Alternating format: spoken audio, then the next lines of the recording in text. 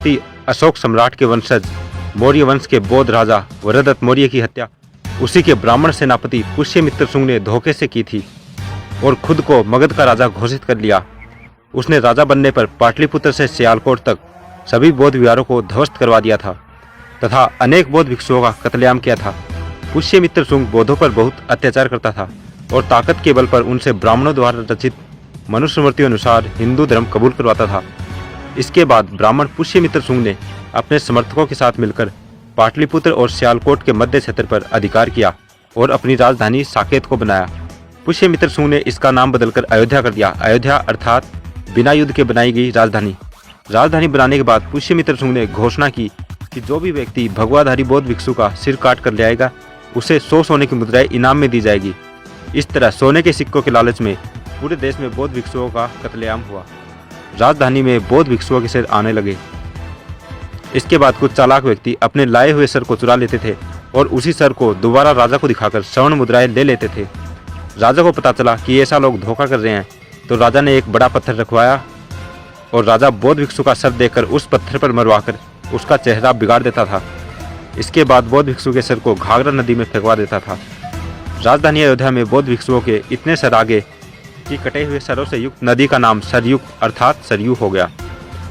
इसी सरयू नदी के तट पर पुष्यमित्र शुंग के राजकवि वाल्मीकि ने रामायण लिखी, जिसमें राम के रूप में पुष्यमित्र शुंग और रावण के रूप में मौर्य सम्राट का वर्णन करते हुए उसकी राजधानी अयोध्या का गुणगान किया था और राजा से बहुत अधिक पुरस्कार पाया था। यही बात वामसेप के संस्थापक वामन मेश्राम भी कह रहे हैं। बुद्धा की जब क्रांति हुई तो क्रांति के विरोध में प्रतिक्रांति हुई और बृहदत्त की हत्या हुई। मौर्य सम्राट आखिरी बृहदत्त की हत्या हुई और हत्या करने वाला कोई और नहीं था, आर्य ब्राह्मण पुष्यमित्र शुंग। पुष्यमित्र शुंग के दरबार में वाल्मीकि राजकवि था और वाल्मीकि ने पुष्यमित्र शुंग को सामने रखकर ही रामायण लिखा।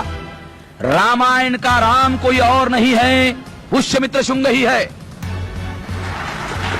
और इसका एविडेंस रामायण में है। इतना ही नहीं, रामायण महाभारत स्मृतियां आदि बहुत से काल्पनिक ब्राह्मण धर्म ग्रंथों की रचना भी पुष्यमित्र शुंग की इसी अयोध्या में सरयू नदी के किनारे हुई। बौद्ध भिक्षुओं के कत्लेआम के कारण सारे बौद्ध विहार खाली हो गए। तब आर्य ब्राह्मणों ने सोचा कि इन बौद्ध विहारों का क्या करें कि आने वाली पीढ़ियों को कभी पता ही नहीं लगे कि बीते वर्षों में ये क्या थे। तब उन्होंने इन बौद्ध विहारों को मंदिरों में बदल दिया और इसमें अपने पूर्वजों व काल्पनिक पात्रों को भगवान बनाकर स्थापित कर दिया और पूजा के नाम पर यह दुकानें खोल दी।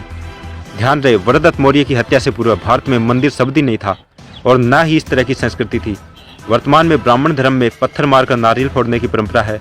ये परंपरा पुष्यमित्र शुंग के बौद्ध भिक्षु के सिर को पत्थर पर मारने का प्रतीक है। पेरियार रामास्वामी नायकर ने भी सच्ची रामायण पुस्तक लिखी, जिसका इलाहाबाद हाईकोर्ट केस नंबर 412/1970 में वर्ष 1970-71 व सुप्रीम कोर्ट 1971-76 के बीच केस अपील नंबर 291/1971 चला, जिसमें सुप्रीम कोर्ट के justice PN Bhagwati, justice VR Krishna Iyer, justice Murtaza फातिज अली ने दिनांक 16 सितंबर 1976 को निर्णय दिया कि सच्ची रामायण पुस्तक यह सिद्ध करती है कि रामायण नामक देश में जितने भी ग्रंथ हैं वे सभी काल्पनिक हैं और इनका पुरातात्विक कोई आधार नहीं है, अर्थात फर्जी है।